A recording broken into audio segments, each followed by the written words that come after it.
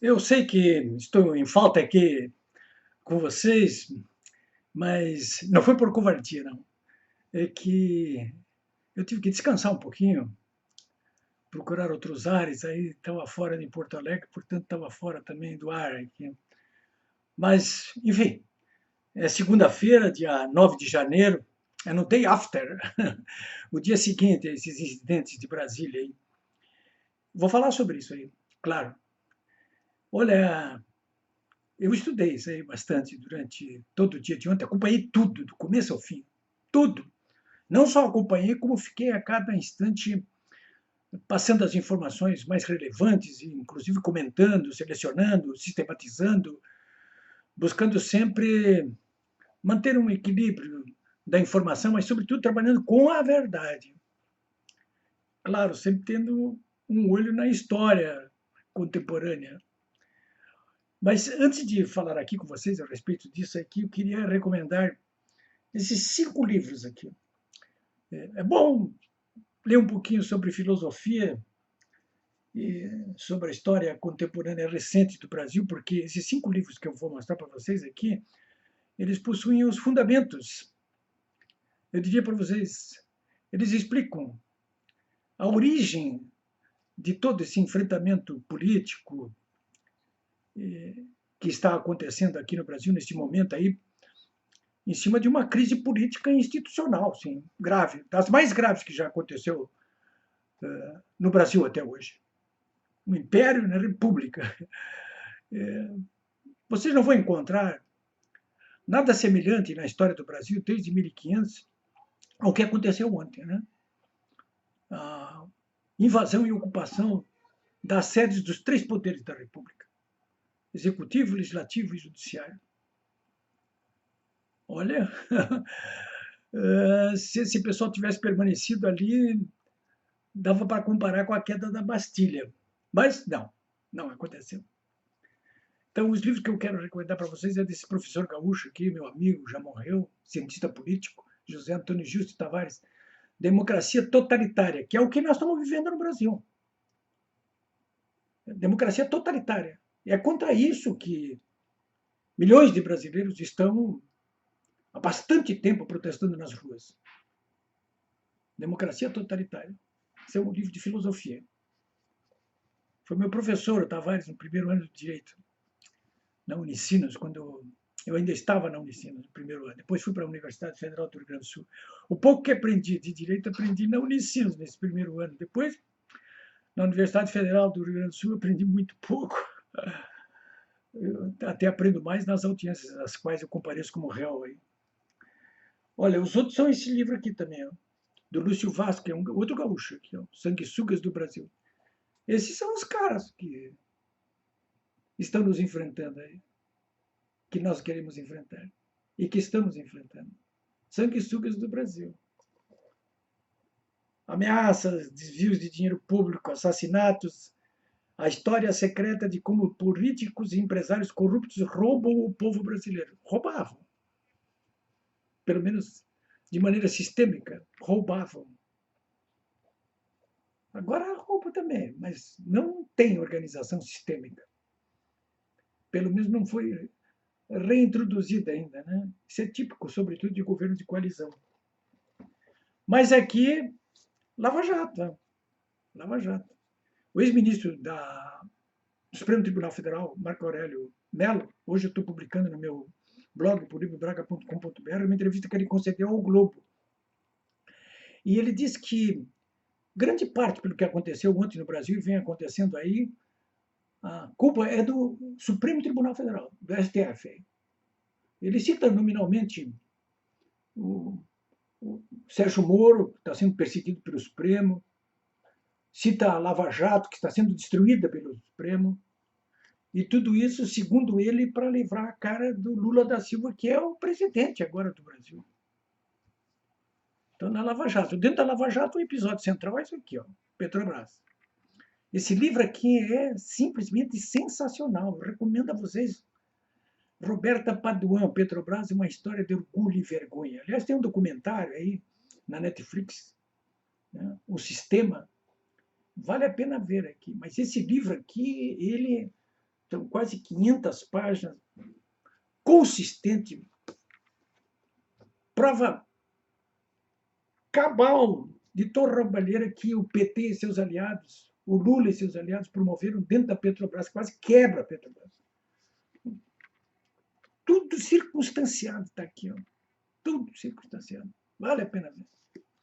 E, por último, o começo da história de corrupção do PT e do Lula, aqui, a CPI dos Correios, aqui, que deu origem ao mensalão. Feito isso, vamos conversar um pouquinho sobre o que aconteceu ontem, né? Foi uma tragédia anunciada. Eu escrevi hoje no meu blog, polibiobraga.com.br, que essa era uma tragédia anunciada. Mas, olha, sinceramente, os atos de ontem foram apenas uma parte do problema.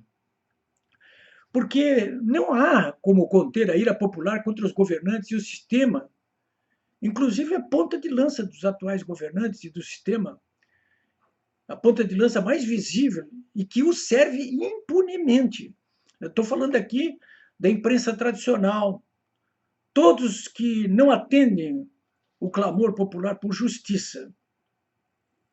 O papel jogado pelo jornalismo ontem, na minha avaliação, acompanhei no que pude quando não estava com ânsia de vômito, apenas confirma que este tipo de mídia não vale o pão que come porque é traiçoeiro, covarde e venal.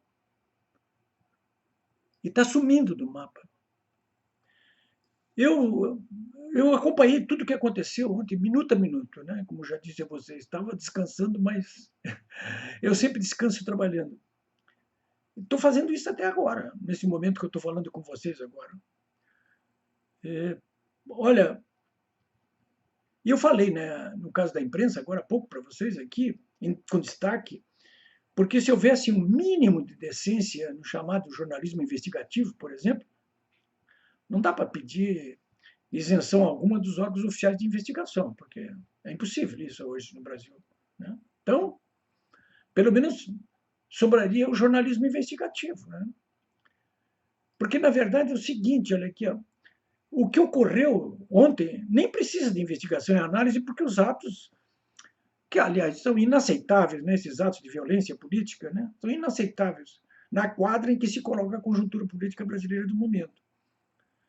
E não tem nada a ver com o que aconteceu nos 69 dias anteriores aí de vigília, desde o dia 1º de dezembro, né, de novembro. Ora, durante 69 dias, milhões de brasileiros vêm protestando, principalmente de frente aos quartéis, de maneira absolutamente pacífica. Mulheres, homens, crianças, idosos, jovens, brasileiros que estão ali reclamando justiça, reclamando democracia. Como é que, de repente, esse pessoal vira vândalo, vira terrorista? Ora, eu acho que precisa algumas respostas para esses acontecimentos, né? Alguns acontecimentos, inclusive, comprovados. E acontecimentos que assolaram as invasões e as depredações. Pela ordem, infiltrados. Eu recebi fotos e vídeos, vários, de infiltrados no movimento, que assolaram a multidão, que puxaram as pessoas ali para invadir. Também não é ninguém inocente quem invadiu, não interessa. Mas eles estavam ali puxando isso aí, né? Tem fotografias e vídeos que circulam aí pelas redes sociais, aí só não vê que não quer, inclusive até de provocadores presos pela própria Força Nacional de Segurança, armados até os dentes ali. De estilingues, claro, né? Não arma de fogo, mas é o que basta para um confronto, né? Isso aí precisa virar público. Isso já aconteceu naquele cerco da sede da Polícia Federal aí, que resultou na prisão do cacique Sererê. E agora aconteceu de novo ontem. Isso aí precisa. Não espere da Polícia Federal, nem da Polícia Civil, uma resposta para isso aí, porque eu duvido que vá haver, né? Há pouco mesmo eu estava olhando um vídeo ali de 15 infiltrados no chão ali, gente do MST. A cara de cada um mostrando. Vai ficar por isso mesmo? Ora, esse é um ponto a investigar. O outro ponto é: o que os chefes de poderes estavam fazendo fora de Brasília, se já de antemão era previsível que uma manifestação de grandes proporções iria acontecer em Brasília neste domingo? O que estava fazendo o Lula em Araraquara? Dando uma olhadinha na chuvarada que caiu lá em Araraquara? E outra questão é a leniência das forças locais e federais de segurança, que acabaram resultando hoje até na justificada intervenção na Secretaria de Segurança Pública de Brasília e até no afastamento do governador por parte de quem? Por parte do Alexandre de Moraes. Bom, senhores, essa reação destemperada de hoje, tanto do governo, olha, disparate de tudo que é gênero, inclusive essa intervenção na Secretaria de Segurança Pública, com a indicação de um comunista linha dura do PCdoB, esses destemperos do ministro Alexandre de Moraes, afastando em limine o governador reeleito pelo povo Ibanez Rocha, sob alegações inaceitáveis de que ele não fez tudo o que podia fazer, ou seja, que não reprimiu com severidade, leia-se violência, os manifestantes. Isso tudo aí, mais essas prisões em massa aí, olha, até o meio da tarde hoje tinham sido presos 1.500 manifestantes. Vocês já viram coisa igual a essa? Eu nunca vi disso em toda a minha vida, né? Muitos desses manifestantes foram em grupos, levados como gado para as delegacias de polícia, mas cantando o hino nacional. É o registro que faz até os sites alinhados aí. Eu acho que chegou a hora, assim, de perceber que a falta de organização sistêmica e de lideranças claras precisa ceder lugar neste novo quadrante de oposição ao sistema e aos seus agentes. Um papel que certamente vai caber aos representantes que este povo acampado elegeu em outubro para justamente fazer isto aí. É um novo quadrante, né? É outra etapa do enfrentamento político. E todos os que estão do lado da pátria e da justiça precisam entender isso aí. A falta de uma organização sistêmica para as manifestações de oposição e de lideranças claras acaba dando lugar a acontecimentos inaceitáveis como os de ontem, de extrema violência. Eu quero dizer para vocês, finalizando aqui, que eu acredito no povo brasileiro. Eu acreditei antes, acredito agora e vou acreditar sempre.